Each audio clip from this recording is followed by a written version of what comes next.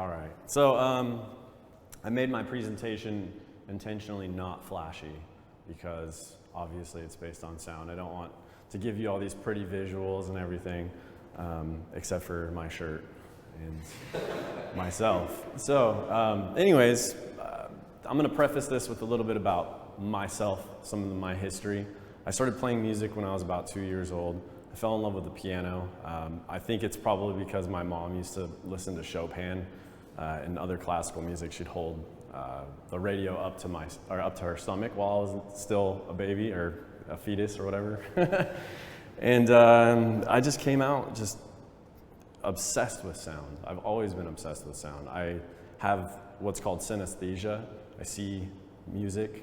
It has shaped everything in my entire life. I see sound like people see light.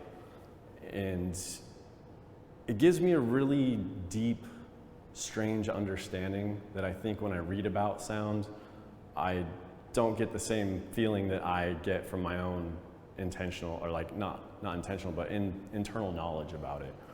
So I'm gonna dive into both my own response. None of this is really researched. I've been a sound guy forever. I've done this since I was a kid. I've been recording music for 20 plus years. I've played in bands, I've toured, all these great things. But yeah, and now I'm doing video, and it's all gonna tie in at the end about that. It's an interesting progression in my life of how it's gone. So let's go. The first question is, what is sound? Does anybody actually know what sound is? Anybody have an idea of what sound is? Waves, right. So vibrations that are created from an action. It's a disturbance in air pressure. So when we talk about sound, what we're actually talking about is something that was created from an action. There's always some sort of catalyst to create sound. It could be, stomping of your feet or clapping of your hands, hitting a drum, playing an instrument, right? Those are all catalysts for sound. And the perception of sound itself is actually just as important as the sound. So we have these devices that allow us to perceive sound. Some of us, our devices are broken, right? There's people that are deaf. They can't perceive sound, not in the same way that we do, but they can still perceive the vibrations of sound.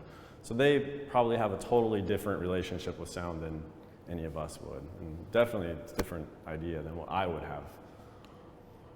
So sound travels in interesting ways. Lower frequencies have longer wavelengths, right? They're kind of like up and down. So they travel further because they have more energy than a higher frequency. So when you next to somebody who's listening to a bassy piece of music in their car, right? You can hear the bass, and typically that's all you can hear. Or you can hear bass from really far away when there's a concert happening somewhere. And that's why there's low energy frequencies, or low frequencies are higher energy. They can travel further. They produce more disturbance in that air pressure. So percussive actions are perceived to have an attack, right? They smack really hard. And so that's kind of, it's a really sharp sound, right? We have this sharp attack. Sustained actions, long release of sound, or fading or reverberation like we hear in this room. This room's got tons of reverb, right? And the reason for that is the sound waves are able to bounce. Just like light reflects off of a mirror, sound bounces. It does the same exact thing. And a lot of the same surfaces that cause mirrors to reflect will also cause sound to do the same thing. So what we're actually hearing is a combination of the sound bouncing. It's from the source. We have the sound like my mouth, I'm talking, right? But then it bounces all over the place, and we're hearing the amalgamation of all of that put together. So obviously there's a little disclaimer here about how it's not really applies to electronically created music. And the reason why we talk about that is that electronically created music, we'll get into that in the next slide. It's kind of a long, complicated answer, but hopefully Chad got a chance to read that. I like to make it smaller. So it fits. All right, so why is sound important to us? Communication. That's maybe the most important part. A little less important nowadays, right? We have these things that let us communicate in a totally different way. Alerting of potential danger. So if you're out in the wild, you might hear a wolf howling, you might hear a bear, you might hear something, trying to eat you. Storms, cars. And a funny thing about cars, which I find really interesting, is I drive a Prius, right? Which, make fun of me, whatever. But the sound that comes out of my car when I'm driving, and it's only using the electric motor, you hear this sound. I don't know if you've ever noticed the sound that comes from a Prius. It doesn't actually make sound because the motor is super quiet. So they've piped in a sound. There's an electronic sound coming out of my car that makes it kind of sound like it's accelerating. And I guess it's a safety measure, right? That's a fake sound? Yeah, it's a fake sound. So when the engine kicks on, you'll hear the engine. But at first, when you're just getting going with acceleration, it's an electronic sound. So sound is important because it aids in the discovery of potential sources of food and water. You hear like a flowing river somewhere, right? To be attentive is really important, especially when you're out in the wild. It's important here, right? You don't want to get run over by a car when you're out on the street. So, mating calls, right? Birds, all animals, they make these weird sounds. And what other reasons? Why else is sound important? Anybody have anything else to add to that? I don't know if it's important, like entertainment. Entertainment, yep. Exactly. Whee! Why not? Let's do it again. All right, so does anybody play music? A little bit of music? Okay, so and nobody else has any background at all in music at all? Cool. You played the clarinet? Okay, cool. So, the major scale, right? We've all heard of the do, re, mi, fa, sol, la, ti, do, right? The scales are an interesting thing because they exist based on mathematics. Music is math, subdivision, right? We're dividing the sound. Thanks to this guy named Pythagoras, came up with the idea that you could take a string, for instance, and if it was shorter, it would make a higher pitch sound. If you lengthen that same string, right, it's going to be a lower pitch sound. If you look at a guitar or a bass, for instance, you have these long strings that go across. We're shortening the sound when we're fretting it, and it's actually subdividing in a mathematical way. And that's how we get these different notes that create the major scale and all the other scales. So yeah, when we're talking about bassier frequencies, they have longer wavelengths and they have more energy. Think about a bass string, right? When you pluck a bass string, what happens? It's actually moving further, right? It's got a longer way to travel. So that's why it's creating more energy. There's actually more energy. It takes more energy to actually pluck a bass string than it would to, pluck something a little bit lighter. So it creates more energy. And I also said that percussive actions have attack. So think about a drum head. Same thing, right? It's just a piece of skin or something, piece of plastic stretched over a barrel. And as you attack it, those vibrations are reverberating back and forth. So the larger the drum, the bassier it is. The smaller the drum, the more high-pitched it will be, right? So more energy, less energy. It's another disclaimer. I have fun with these. I don't know what happened. I wrote this all last night at like 10 o'clock, so. We'll admit that, yeah.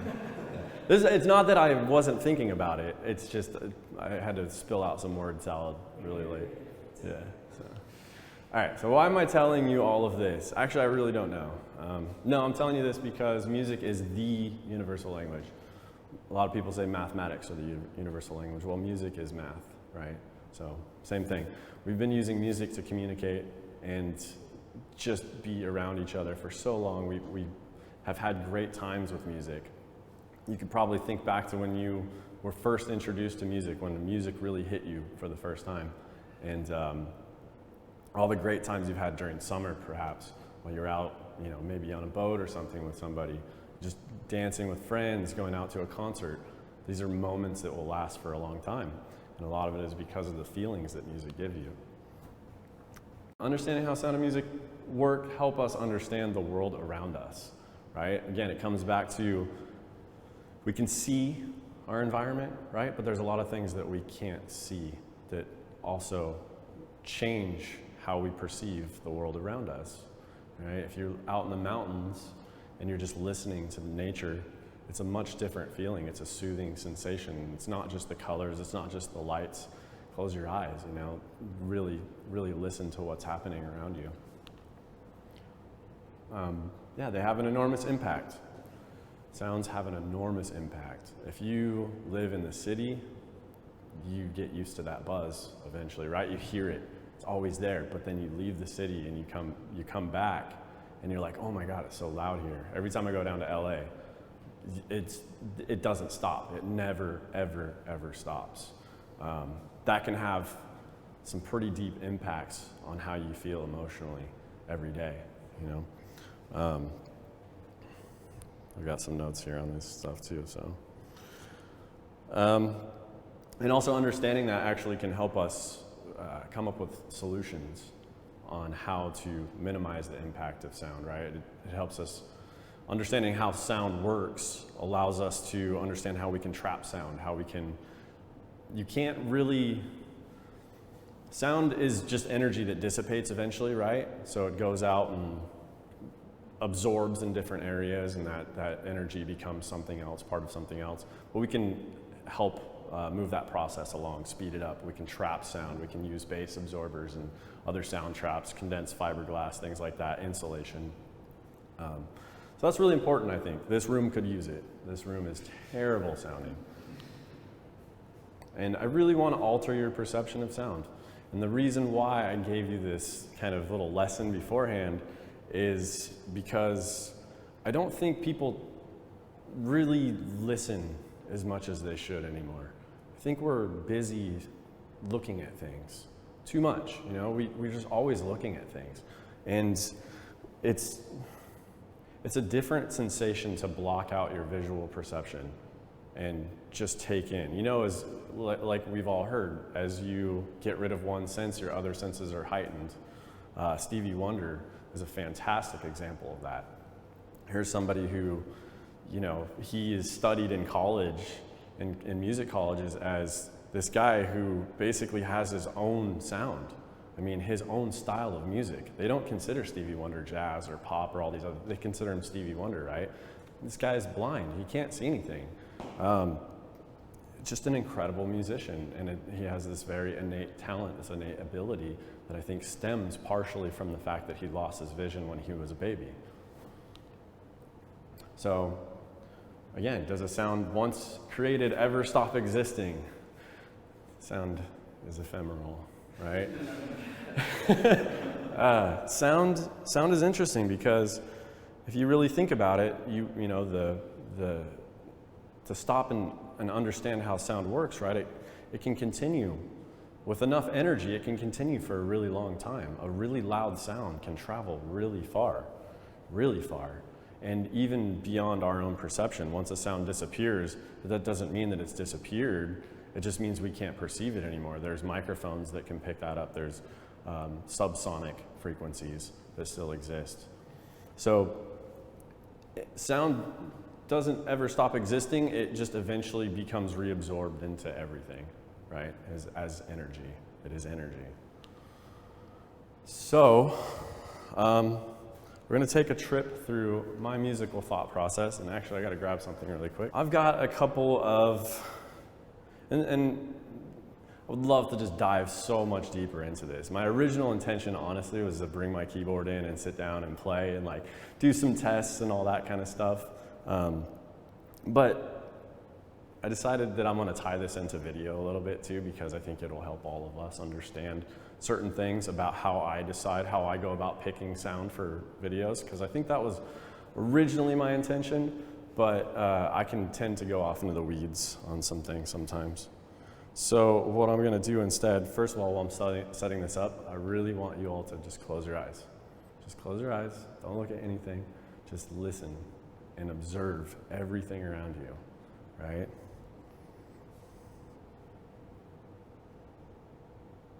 So what's the first sound that everybody notices? Yeah. So why do fans make so much noise? We're disturbing air pressure, right? We're disturbing air pressure. It's not always the motors that you're hearing. It's the way that it's actually just kind of like a speaker. It's just pushing that air. So when I'm working on videos, I get sometimes asked to create custom songs for the videos. And actually, honestly, a lot of the time I push it. I say, hey, you know, I also write music. Can I compose something? I think it makes it a little bit personalized, especially if I know the client really well. And a lot of the time I do take the time to get to know my clients really well. So what I'll ask them to do is provide me with something called a temp track. And a temp track is something that is a track that they really like the feeling of for maybe the music that for the video that they're going after. They've captured some sort of essence of a song, and I will recreate that song.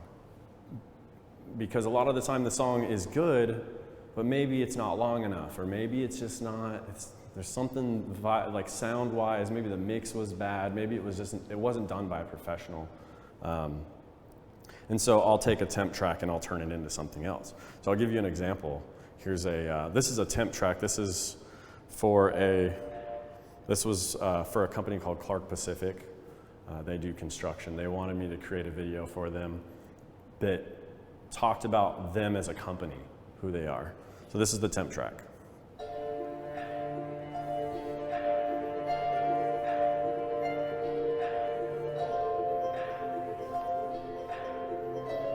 So the first thing I notice about it is we have this arpeggiated kind of harp sound. We've got some strings coming in. The chord progression is very uplifting, but mysterious. So you've got some industrial sounds kind of coming in there, almost breathing. Okay, the xylophone's a little, to me, it became a little too twinkly, a little bit not industrial.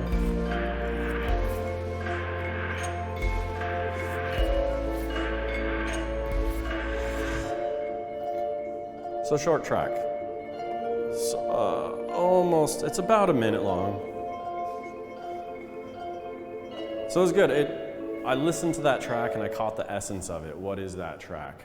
To me, the chord progression was the most important part of that track. When I first heard it, I knew that I could take that exact chord progression and some of the ideas of it and create something a bit more customized, something that would fit the format that they were looking for. So this is my track. Same chord progression, right? Same essence, same feeling. Strings.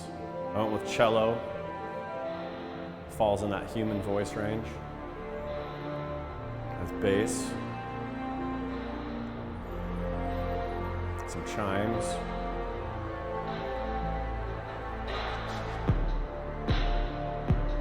So I went with a little bit more kind of like a pounding, you know, that percussive attack.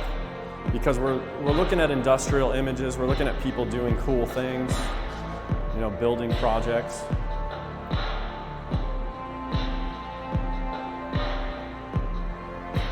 Now I've changed it. We're rising, bringing the strings up.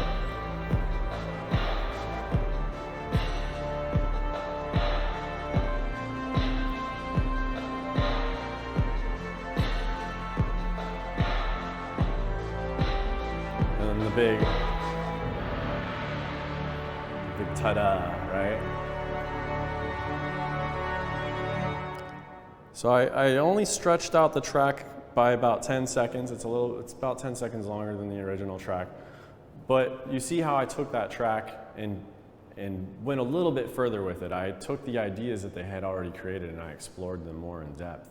And I think what I had created spoke more about the company, right? So we always forget that music has such an impact. Like, you think about, I'll tell you an example. What company is this? Ba-da-ba-ba-ba. Yeah, right? So, there's all these sounds that we hear that we tie in to a company. A company is everything that encompasses it, but the sound that you decide to go with is really important because it shows who you are as a company. Anybody watch Apple commercials? They're hip, they are slick, they're very shiny songs, and most of their commercials are based off of just a song. They're not talking. A lot of the time there's not even words on the screen. They're just showing off their product to this awesome song, right? Why do they do that? It works for them. And it hits you, it appeals. It appeals to the audience that they're looking for. So when we dive into sounds and songs, we need to look at the customer if we're talking about a marketing sense. Who's our target audience? What do they listen to? And I'm not sure if you still can do it, but Facebook used to have a way to search for all of your friends that listen to certain types of music, which I thought was really important for businesses back in the day. I don't know if they still allow you to do that, but you could say friends who like this, right? You could, if you were a restaurant, for instance, you could custom tailor a playlist based on what your customers are listening to. And then they walk into this environment and they're like, I love that song, right? How do they know? It's like, I love all of these songs.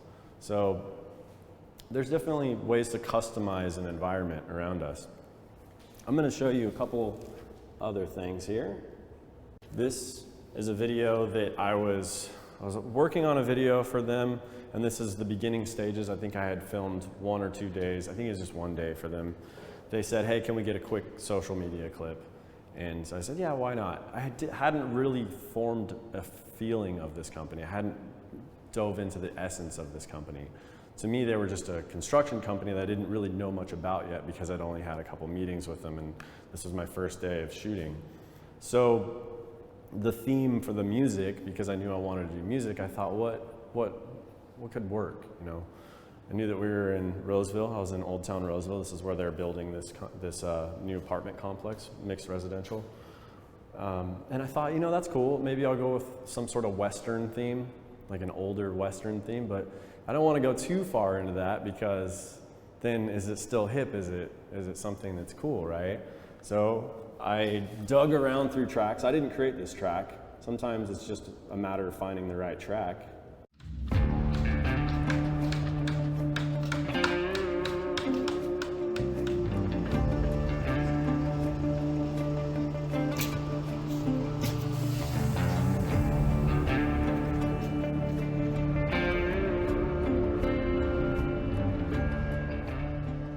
They just wanted to show off their project, right? So sometimes it's just trying to figure out, you know, some sort of essence. What can you capture? What is it that really speaks to the brand? What is it that speaks to who their target audience is? And really take your time to listen, because there's clues. There's clues out there when you're picking music for a video or you're picking music to share. Even in the music that you love so much that you've listened to 1,000 times, I guarantee it. Close your eyes and listen deeper, because you'll hear something you've never heard before. And I still do to this day. I still hear things where I've heard this song since I was 14 years old, right? And I still hear it, or I still hear something new. So yeah. It sounds all around us. Even when you don't think there is, just close your eyes, you'll hear something. You'll hear your own heartbeat or your breathing. You'll hear the shuffling of a bird or something nearby, right? You're always gonna hear something. And I hear sounds in my head all the time. I hear music like people think about thoughts, like how you hear your inner voice. I can see that. I see inner music, and it's what drives me to create. And sometimes it drives me mad because I'll hear a sound in my head and I'm like, I don't know how to recreate that. And it's this beautiful sound that I want to share with the world. And that's why I'm a songwriter, right? I hear these things that I want to share with the world because otherwise they only exist in here. And think about all the people out there, the musical geniuses that never had a chance. They never got to show you their works, their brilliant works of art. I personally believe that we are like radio receivers, that we're a receiver. There's this great, vast knowledge, this wealth of everything, and we, by changing our thoughts, are almost tuning a radio, right? We're tuning into a different frequency. That's how I think sometimes I write songs. I'll listen really closely, sit at a piano and not play a thing, and just listen and just hear it, and then something comes. And then all it is from there is a matter of fleshing it out, making sure that I'm learning the song and presenting it the way that I hear it in my head. And it's unfortunate that a lot of creative people stifle their creativity, whether through their own, inaction, or maybe they just don't have the confidence to create. Maybe somebody, when you were young, you were singing and somebody said, "Wow, you sound so bad," right? And that's unfortunate because we all have a voice. We can all talk, right? Why can't we all sing? Don't let other people stifle that. And again, every once in a while, I encourage you all to just step away from all the visual distractions, right? Just all the visual distractions. Just close your eyes and take a breath and get lost in sound. That's it.